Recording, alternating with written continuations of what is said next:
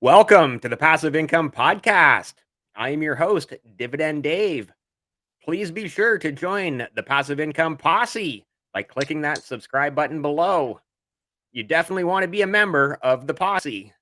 And joining me on this episode, you can find him on Twitter at rock underscore. Is that F1 or FI? I'm going to throw it over to you to give yourself an introduction. Yes, thanks, Dave. It is at rock underscore FI. So thanks for having me. I appreciate it. Like I said, you've been getting a lot of good feedback and growing. So I am grateful that you thought of me because I've been enjoying your guests as well. So I hope this continues and continues to grow. So yeah, my name is Rock FI. I'm on Twitter, of course, and I've been investing in a personal finance buff probably for the last, God, I think, 4-ish years. I think I started investing, more focused investing in about 2018. Um, but before that, I had employee sponsored plans. So I guess been investing without me knowing it for longer than that. But so yeah, I'm one of my passions, and that's why I decided to kind of join the community on Twitter and interact with others. And this is my first interaction outside of Twitter with you, Dividend Dave. So this is exciting for me. So look forward to interacting further. So thank you.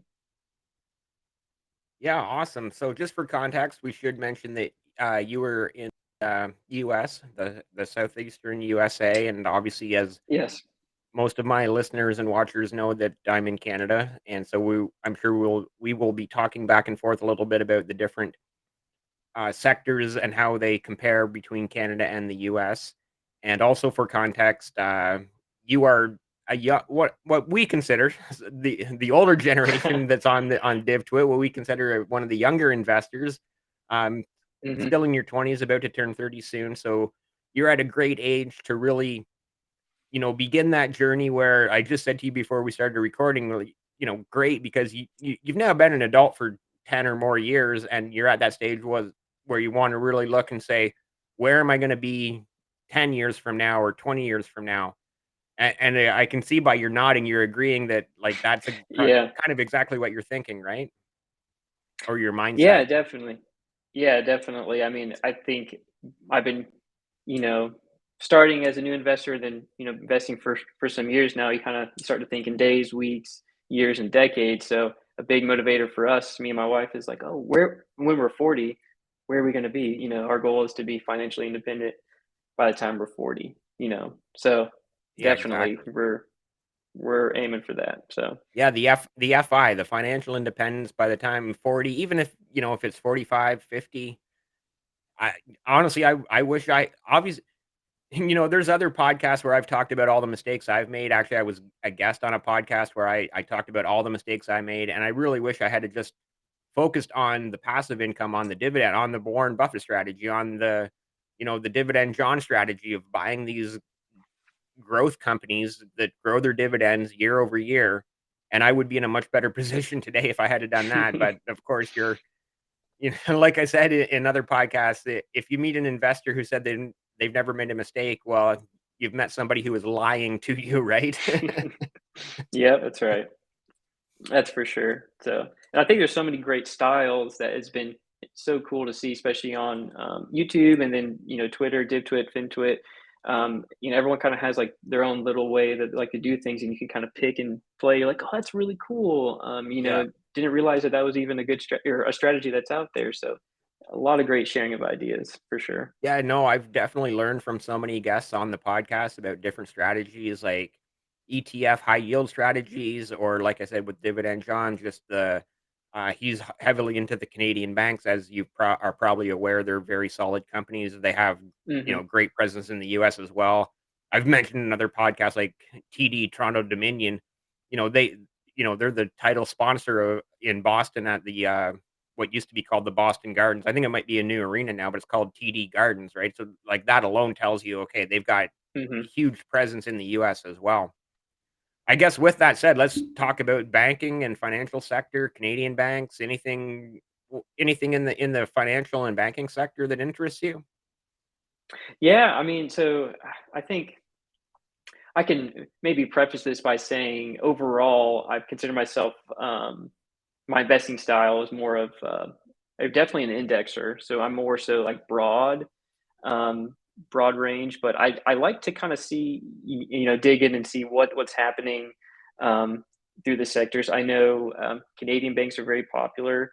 Um, Banks here in the U.S. are very popular, and that's a lot of great dividend stocks in there. So Yeah. um, I don't hold any individual stocks in the banking sector per se. Well, actually, I guess that's wrong. We do have some Regions Financial. We hold them.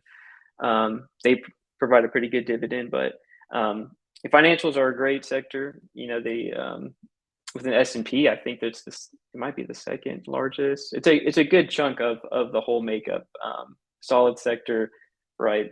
Money is the lifeblood of the economy, so always in demand. Yeah, exactly, and that's why I like and so many people are drawn to the banking slash financial sector, whether it's Canadian or US banks. Obviously, you have your, JP Morgans and Bank of America, Wells Fargo, and Hmm. all those huge banks in the US as well. And so, yeah, like, you want and you hope that your bank makes money. You don't want you don't want to put your money in a bank that's going bankrupt, right? Like I'm even just talking about like your weekly or biweekly Yeah, paycheck. just You don't living want that going life. into a Yeah. bank that's going bankrupt. You want your bank to be making money, right? Exactly, exactly. So those are things to consider. So whoever you're banking with, it might be a good idea to make sure to see if they're publicly traded, right? Own their own stock. I think that's a great way of kind of looking at it. It's like your bank's holding your money, so why don't you hold your bank's stock? So Yeah, yeah. um, Yeah, and that's exactly the way I look at it too. Like, okay, so the set of the passive income podcast is brought to you by Bank of Nova Scotia. So yeah, I'm going to invest in Bank of Nova Scotia, right? That's one of the top 5 Canadian banks. So uh, yeah, yeah, oh, definitely. Go ahead, go ahead. no, sorry. Yeah, if you didn't have anything more to kind of touch on the banking and financial sector, I was just going to ask you sort of what is your. We kind of jumped into that right off the hop just because that's the way it happens. We just start talking, right? Yeah, I was yeah. just gonna ask you if you had like a favorite sector. I mean, I don't know if I have a favorite sector. I think the two most exciting to me overall, right, tech is always just exciting because there's a lot of, exciting stuff that the companies are creating and innovating. Um, and it makes up a Yeah. lot of the biggest sectors of the market, biggest companies in the world are tech. I think one that's really interesting is healthcare. It's actually outperformed just the healthcare sector alone has outperformed the S&P, in the last 10 years. So, I mean, healthcare, tech, and financials are kind of the big ones for sure, that I think are the most exciting. Then, yeah, of course, you have consumer staples that are not exciting necessarily, but those are the proven stocks that, year after year put out the dividend. They're growing their dividends. And a lot of those stocks in that arena, or not a lot, but there's a good amount that are dividend Oh, aristocrats, there are a dividend lot. kings. Exactly. So it's, every sector is exciting in its own way, but Well, tech that's and a great healthcare, I way think, of are the putting two it. top. Yeah, for me, just the ones that are interesting, I guess, and innovative. So, Okay, well, let's dive into one of those sectors. Anything, I guess, technology. Obviously, you've got your in the U.S. Apple, Microsoft, and Tesla. I consider a technology stock. It's like sure they're a yeah, car company, but to me they're a technology stock. So anything in what's in the technology sector that excites you the most? I think you know the there's so many interesting companies and breakthroughs. I think cloud services specifically is kind of the big. It's already a big deal now, but the future of that kind of um, area of business, I think, is just going to continue to grow and be huge in AI. AI as well. So you have companies like Amazon, Microsoft, Google that are growing their cloud services. And there's like kind of a fight for that kind of market share, in the future. So, I think it'll be interesting how that plays out. These huge behemoths already. It's like they're now kind of broadening into that kind of service. And it's, another huge fight for market share in that realm. So, um, I'm definitely interested to see what happens through through those channels. But kind of as I mentioned, I don't hold very many individual stocks. I'm an indexer, but those companies are the ones that drive the markets, at least the U.S. markets, and in effect the rest of the world. Yeah. So I like to focus on them because they pretty much move markets with news and whatever else happens with them. So Yeah, definitely. And then healthcare was another sector you mentioned in there. What's exciting to you in healthcare? And I guess first we need to preface that obviously healthcare in the US is very different than every other yeah, first world country. yeah. There's definitely a lot of differences. I think we could probably go on forever, about whatever grievances we may have over here, but um, you know, it, for obviously a lot of the healthcare stocks here are for profit, but they're putting out really innovative stuff, or medicines, and a lot of them are great dividend payers too. A lot of them have great growth. So I think like Avi is a very interesting one that I've actually been just kind of been looking at because I'm like, man, the growth has been insane. The growth of the stock as well, and the dividend. And it's a very popular one on FinTwit and DivTwit. So Yeah, very. me being a large, more of an indexer, I'm like, man, these healthcare stocks are really good. And you have Merck, that's out there, Amgen. I'm big into SCHD, that dividend, the Schwab dividend equity ETF. That's one of my big three holdings, I would say. And there's a lot of healthcare stocks in Cool. there, and they kind of all those are in there, and they kind of you know help anchor that. So that contributed to the growth of my portfolio and my dividend income. I would say indirectly. So um, like I say, and it's outperformed the S&P the last 10 years. So, who knows what the next 10 will bring, but I think anytime that happens, that kind of serves as the benchmark for me mentally. Um, those are things to consider. I Right. mean, tech obviously has really outperformed it, but that's what people expected. Kind of, it overperforms and underperforms pretty drastically, kind of in bull bear cycles. But healthcare is one I think is the whole sector is interesting because it continues to grow, but it's an absolute necessity as well. So kind of the best of Yeah. both there, in my opinion. So what about Yeah, you, you Dave? definitely Any mentioned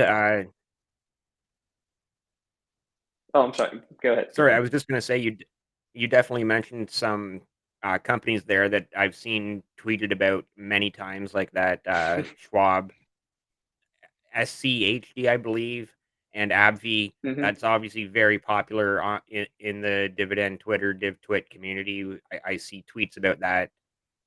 Seems like all day, every day. So they obviously are yeah. strong U.S. companies that a lot of the U.S. people, the American people on the in the dividend Twitter community, and even past guests here on the podcast, that past American guests have spoken about. So yeah, it's I think you're doing obviously you're looking at these sectors going, "Hey, wow, yeah, healthcare is needed, whether you're young, old, or somewhere in between, everybody needs healthcare." hmm Yeah, so that's I guess that was just kind of my 2 cents to add to what you to your comments. Anything further on healthcare, or should we jump into another sector? Um, not I would say not too much further. I think as far as the sectors go, I mean, we can compare styles a little bit. Because I know I will say for me, I wouldn't quote myself as a dividend investor per se. I definitely love dividends. I take them into account, but I'm more of an Yeah, indexer overall. So I don't focus on one sector per se, but I know like maybe from past guests and maybe from you yourself, we kind of differ in that regard. But the dividends, are awesome. That's something that I definitely take into account. And whether you're investing in index funds or individual stocks, those dividends start to come in very slow and small, and then after a couple of years, you start to look and you're like, oh, they're growing, and you're like, this is yeah, pretty cool. to see. I think the Suddenly first time that I $2 realized, dividend turns into 20, and that 20 turns into 40, and that 40 turns into 100, and you're like, "This is good. I like this," right? you're like, yeah, like I'm on to something. I think the first time, I mean, I knew dividends, of course, existed when I started investing, but I never paid any attention to them really until um, I think it was a maybe a year or two ago. I realized I looked in my account, I wasn't checking it every day, and I had a $75 dividend, and I was like, "Oh, that's pretty cool." Yeah, I "Oh, was like, my account was I at was like, 0 yesterday because I had invested everything, but all of a sudden now there's another $75 sitting there for me to buy e- more stocks with," right? exactly, exactly. So of course, I dripped it right back in, and it just kind of steamrolled that. But that was a moment where I was kind of like, "Oh, that's really cool." And I mentioned it to one of my friends at the time, um, and he was like, um, He's like, "Oh, how?" He didn't understand how that could be, and I was like, "The stocks will literally pay, stocks or funds will literally pay you money back to hold the fund, right? You're getting a portion of the shares." And he was like, couldn't understand a little bit. It was a little bit mind blown. And then, months and months after, I kind of been coaching him, and I help him out to this day on like getting accounts set up and stuff. But um, I think that was like my first kind of point of like, oh, I need a, index are starting to snowball a little bit, or dividends are starting to snowball a little bit, and should start paying a little bit more attention. So that's Yeah, actually when I picked up a little bit more SCHD in my portfolio, um, to kind of be a little bit more dividend focused, a portion of my portfolio a little bit more dividend focused to make that like a legit income stream, right. um, in the future for us. So You've um, probably the, seen my tweets where I've said, "I love it when companies pay me to not work for them." yeah, yeah, I have. I think that's your pin tweet, and I love that. It's literally the most purest passive form.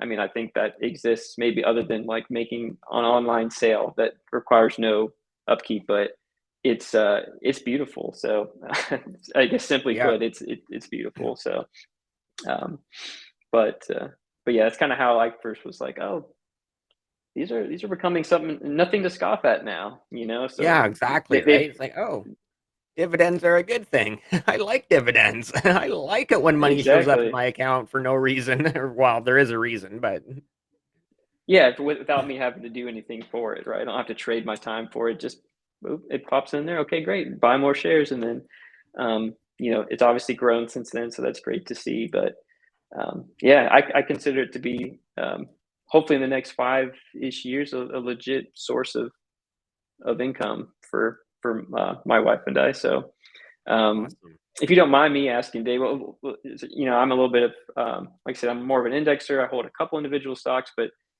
what's your kind of style? So I'm sure what do you like to focus on for Oh, yourself? I'm a little bit all over the place, I guess, which is probably unfortunate.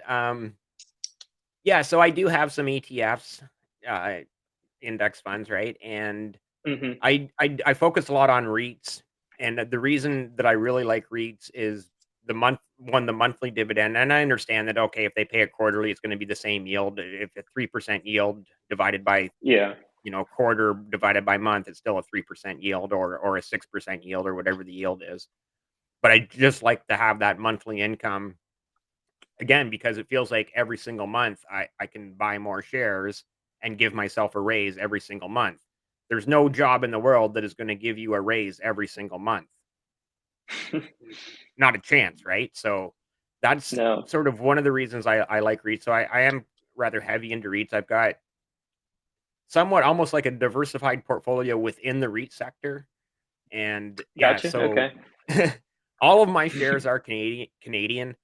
So I've got one called RioCan that you've probably heard me talk about or seen on DivTwit, and it's just basically hmm like they're basically like huge shopping complexes. They're not shopping malls and they're not strip malls. They're like um, the one closest to me, I would say it's at least 3 football fields big, maybe 4, and it's just full of retail stores, movie theaters, restaurants, and the anchor store is a Home Depot.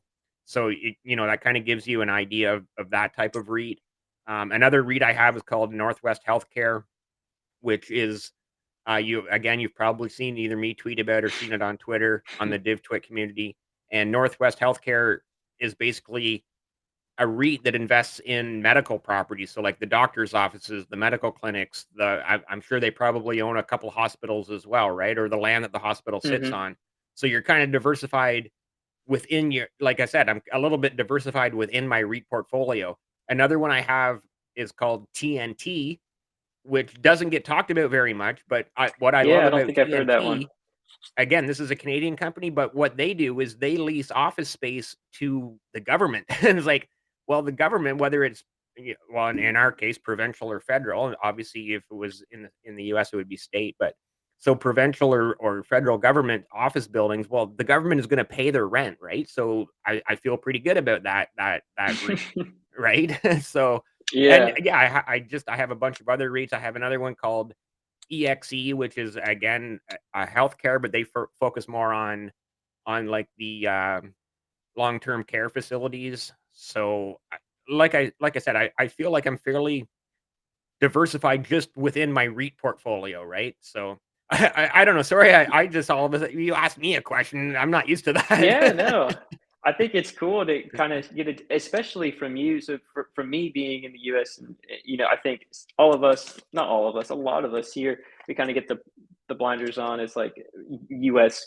companies only kind of thing, and myself, admittedly, I'm lacking international exposure in my portfolio. That I'm like, what, I need to branch out a little bit. So I think it's great to kind of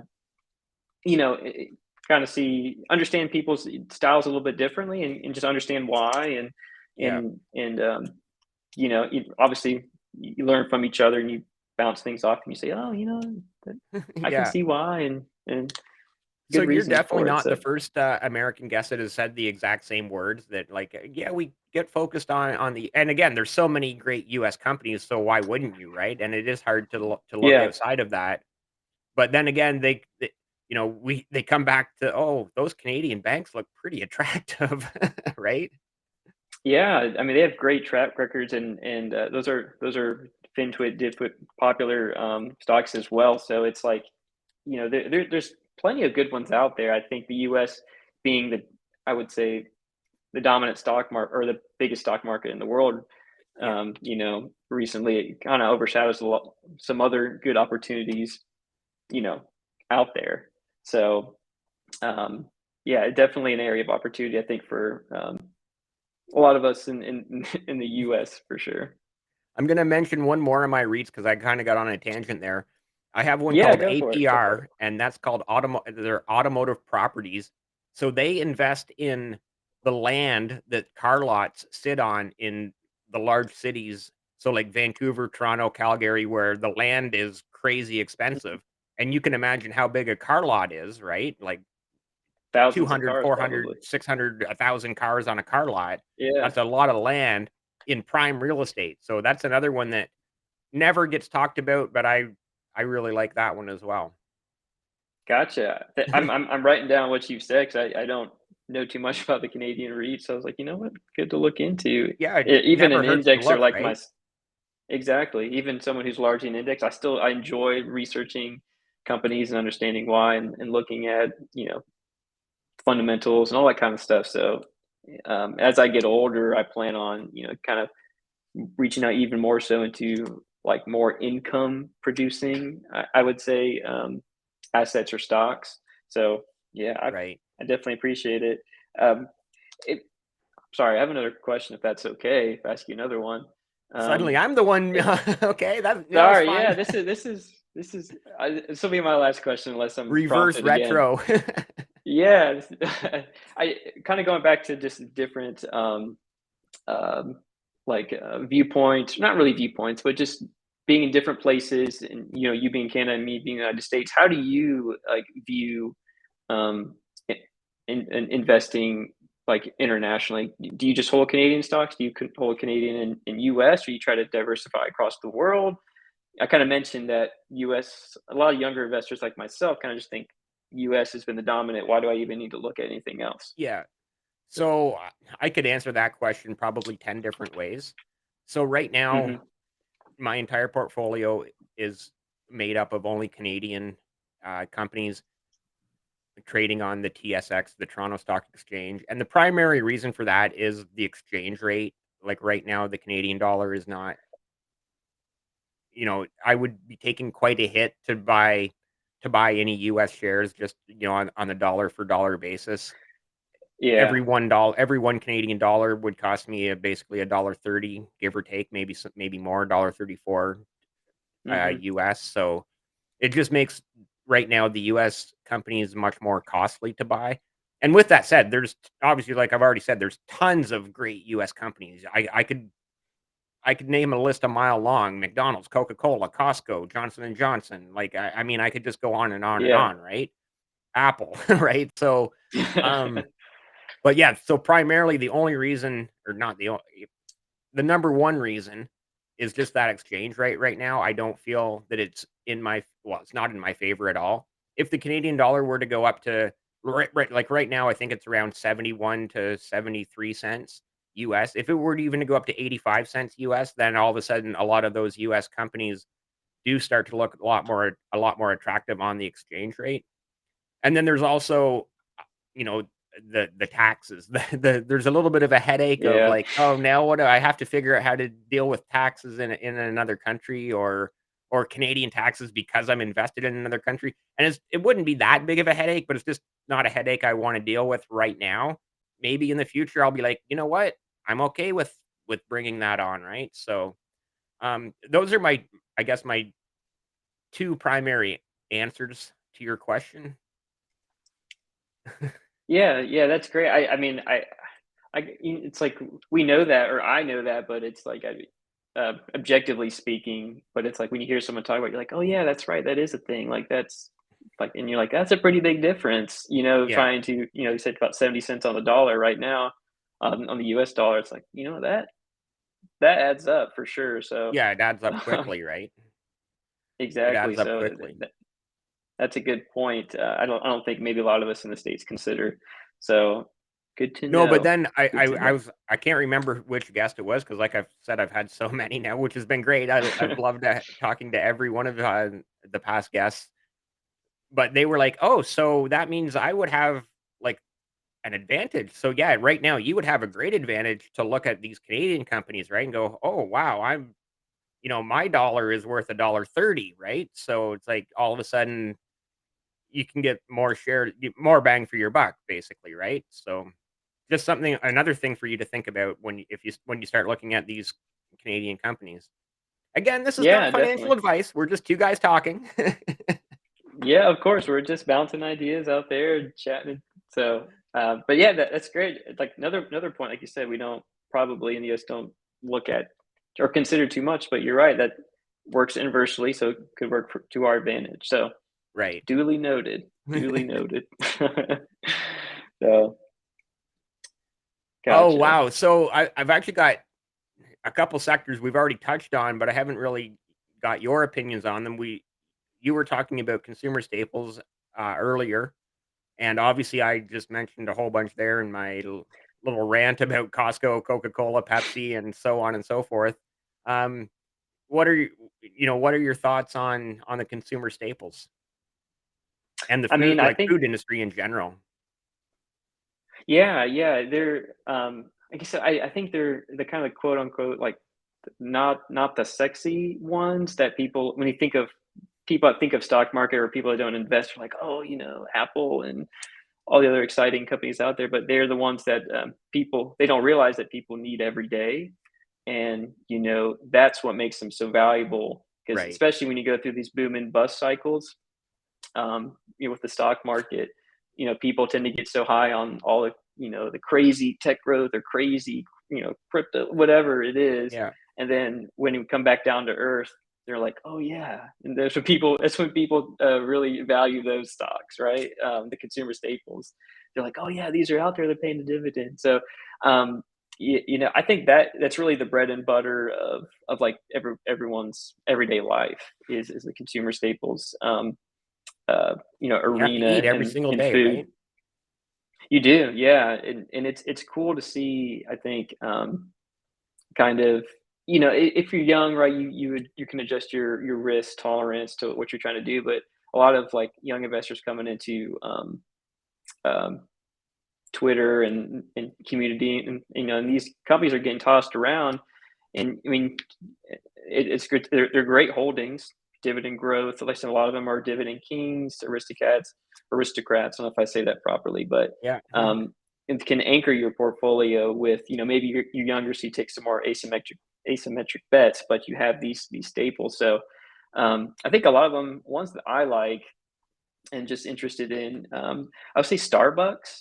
I think everyone loves Starbucks. They have got great branding. I saw your post about Tim Hortons. I've never been there, so I can't compare them. I would say, but very popular here in the States. Starbucks. My wife loves Starbucks, and I keep telling her, I'm like, we need to buy some Starbucks stock. I was like, the Yeah, so amount you that can you go. get them to pay for your $7 coffee, right? Exactly. That's what I've been saying. She's just like, oh, whatever. But it's like, things that you use every day, I think those are easy. If you're looking to buy individual stocks, things that you know and that you use every day or use frequently are great stocks to buy. So I Yeah, think Starbucks is one we use a lot. So I'm like, maybe we should. I'm trying to convince her she needs some Starbucks stock for herself, so that way she can just have a little piece of the company because she loves it so much. And then, um, Walmart, of course, down here. yeah. It's We have Walmart always here. okay. Gotcha. It's always, I don't know if it is up there like it is here. It's always crazy. A lot of characters, I will say, at Walmart, but it's always packed. Yeah. I try to So go at, like, 8 a.m. on Sunday morning because that's the least busy time, right? you're probably safe then. Yeah, a lot of them are 24 hours, and I would not go to Walmart, late at night or anything like that. So, um, but yeah, there's some great ones. Coca-Cola, of course, Pepsi, div twit favorites. There's posts Definitely. about them every day somewhere, and rightfully so. I mean, long, Yeah. long. Some of them have been paying. I think like maybe it was like, I don't know if it was Pepsi, but I think Coca Cola, like um, Procter and Gamble, have been paying dividends since like early 1900s. Some even the 1800s. Some of those kings out there. So I mean, Yeah. um, they still continue to grow. So I think that's a great sign. So Couple side notes there. There's a Um, I work in the industrial park in the city close to me, or it's a small city, very small city, but there happens to be a Procter& and Gamble plant in that industrial park, and there's actually a Kellogg's plant as well, and then the next town over, oh there is a, PepsiCo facility where I believe they make the Quaker muffin mix at that facility, so just interesting. There's the manufacturing is yeah. still there, they're making products, and the point I was gonna make, you kinda mentioned Apple there off the top. A person doesn't go out and buy an iPhone every single day, but a person might drink a Coke or a Pepsi every single day, or at least or once a week buy a bag of Doritos or something in their line of products, right? You buy an iPhone once a year, once every 2, once every 3 years, right? So, Hmm. obviously, it's a big difference between a 1,200 or $1,400 phone and a $2 bag of chips, but still, it's that, you know, repeated purchase, and there's more people making those repeated purchases, I would think. Yeah, definitely. I mean, I'm Just a one thought. where my yeah, no, I totally agree. I mean, I'm one where my iPhone, I have an iPhone, and I will ride that go with that phone until it dies before I have to go to Apple and buy a new one. So I think I had Right. an iPhone 5 or 6 before I got whatever one I have now. I don't even know. That's how bad I am. But like, Yeah. it was literally dying. I was like, fine, I guess I have to get a new one.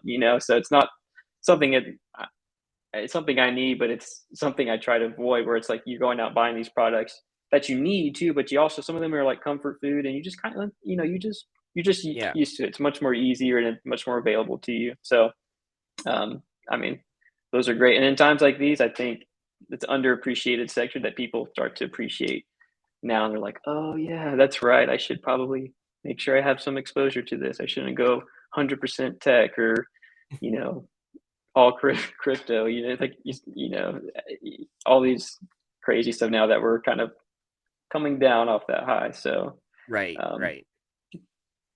yeah, so I think like I said, my wife loves Starbucks, so we're working on her to get some of that Hey, Starbucks stock, and then if your wife is watching this, I'm gonna tell her right now, "Go buy Starbucks stock." This is not financial advice.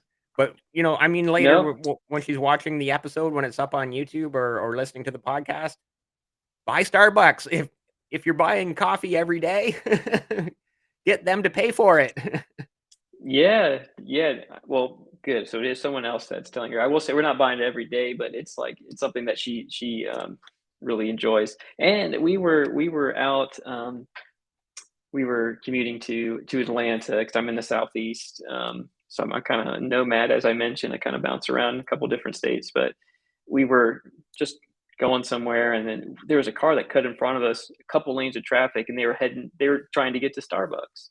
And I was like, see, the branding is so strong. People are willing to risk their lives to get, whatever coffee it is. Maybe it's pumpkin spice. I don't know. I don't know what's making people do that, but the branding is there. Yeah, So that's crazy. That is absolutely crazy. Yeah, and yeah. so another sector I love talking about. Actually, before we get into that, I want to jump back to REITs because I didn't really get your opinion on REITs.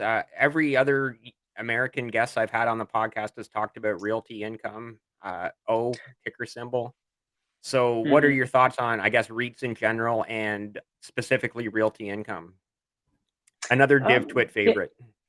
yeah. Oh, yeah. It is. I think they just announced, of course, yet another increase. I think it was another like 0.005 cent increase. I mean, I like it. I don't hold any REITs. I don't think it for me just yet. It doesn't make sense. And I'm more concerned like I don't know. It's a tax thing for me, and we are right now in the process of we own a piece of real estate. And we're trying to fix it up and kind of use that as our real estate exposure for now. Right. That I makes could see sense. myself. I could see myself in the future, like once, hopefully, I don't want to go. I don't want to.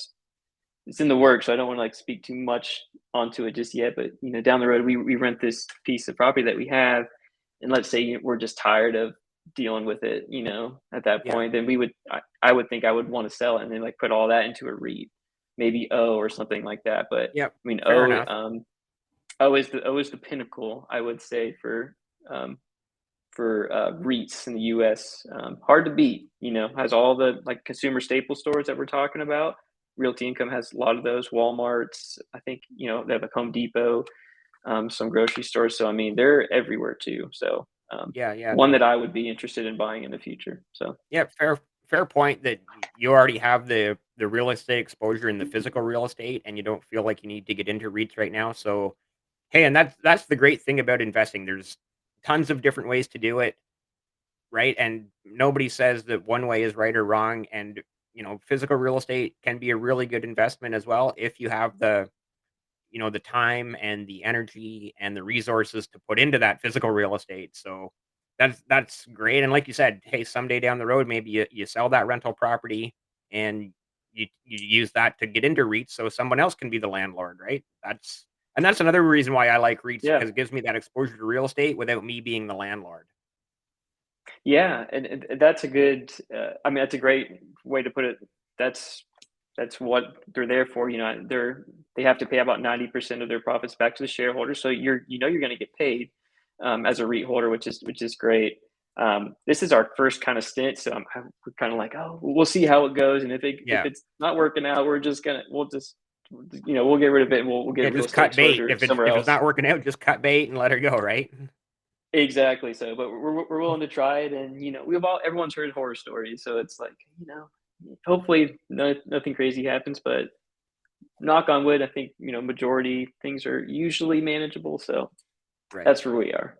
So Okay, the next sector I wanted to get into, which I almost jumped into there a second ago. We've been talking about iPhones, and that you're an iPhone user. I happen to be up with well, I have a Samsung. I prefer that, but just I'm trying to bring this back around to telecoms, and this is one where hmm I feel that Canada and the US are rather comparable because in Canada we have the big 3 being Bell Canada, TELUS, and Rogers, and in the US you also have the big 3 being obviously AT&T, Verizon, T-Mobile, and of course both countries have some smaller players that probably feed off of those larger players' networks anyway, so What are Mhm. your thoughts on the telecom sector?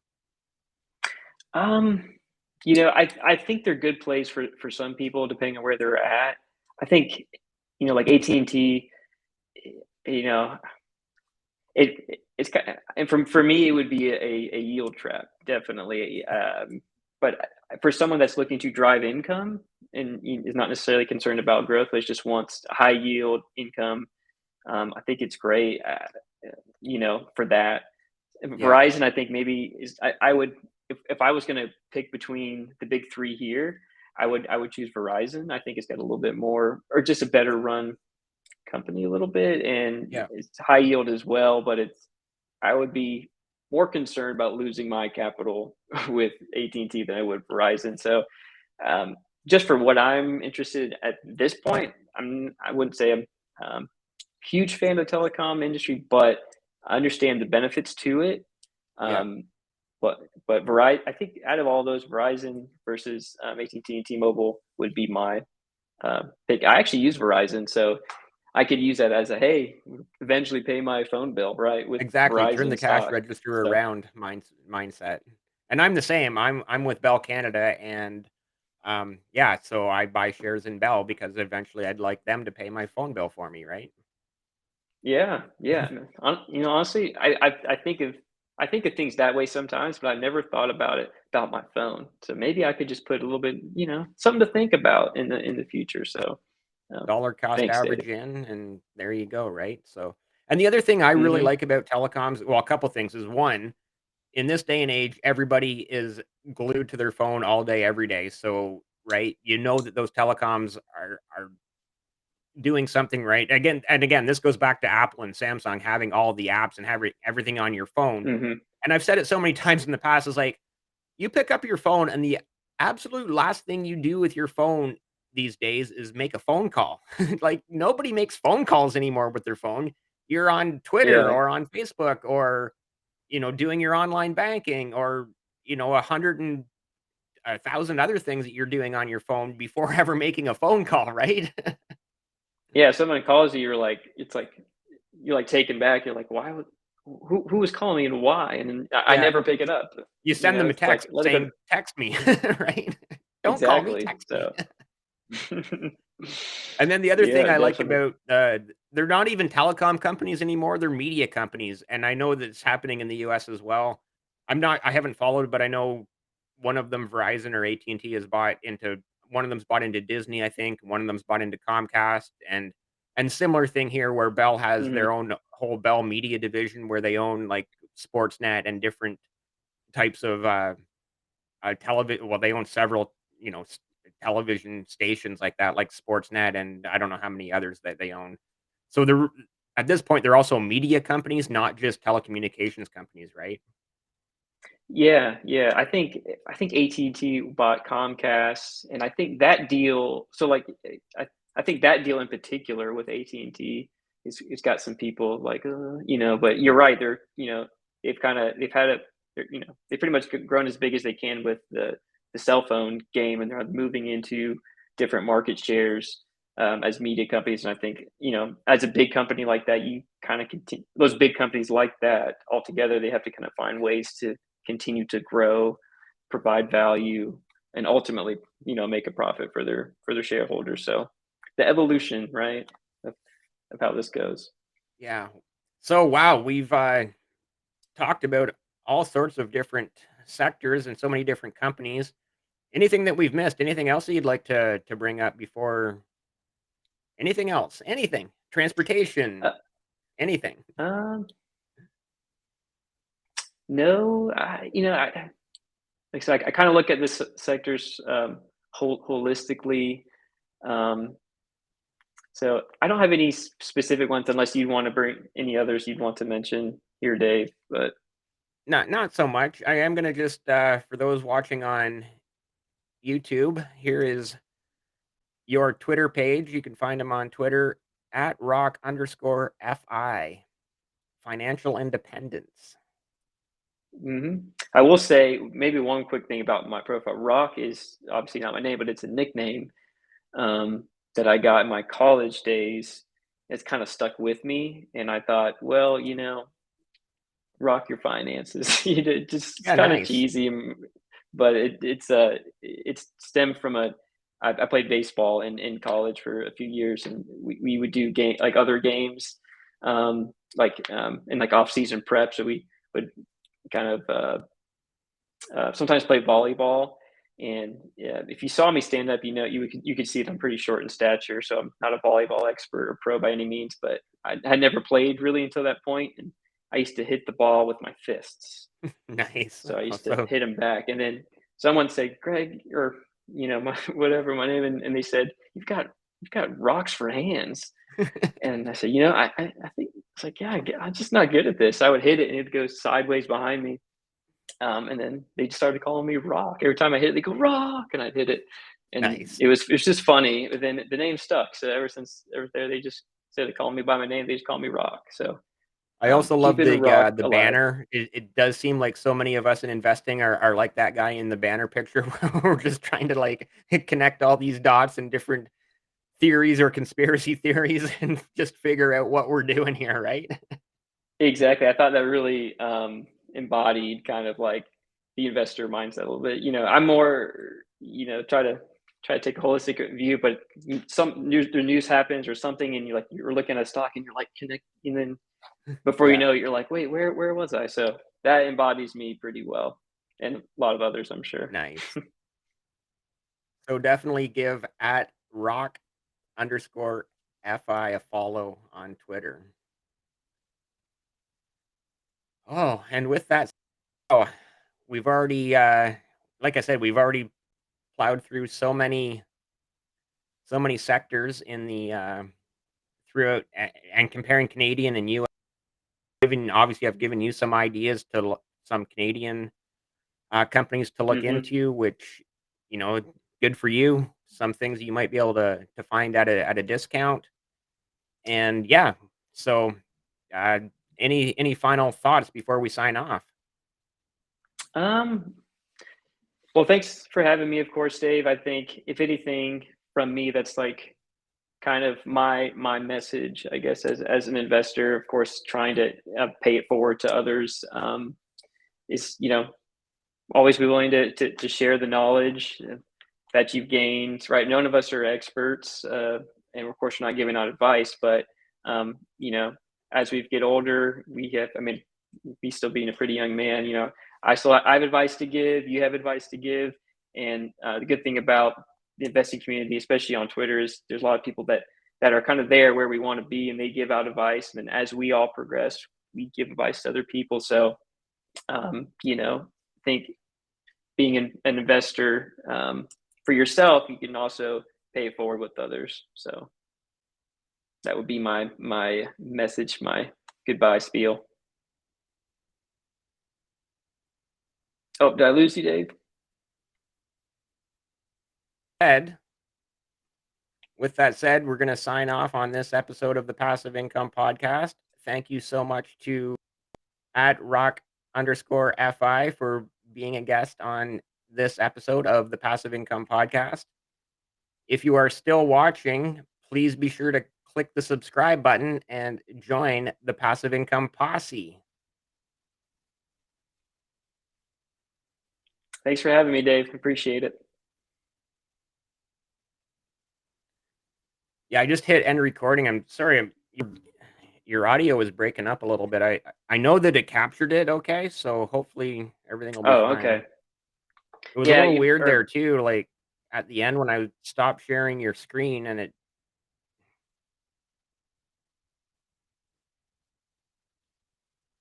can you still hear me? hmm. Yeah, I can hear you. Can you hear me? Can you hear me?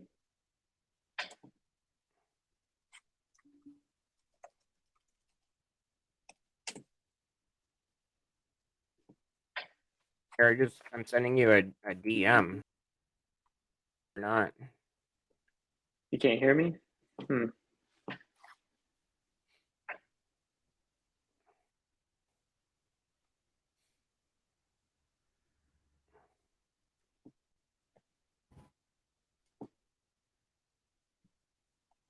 I'm not. Can you hear me now?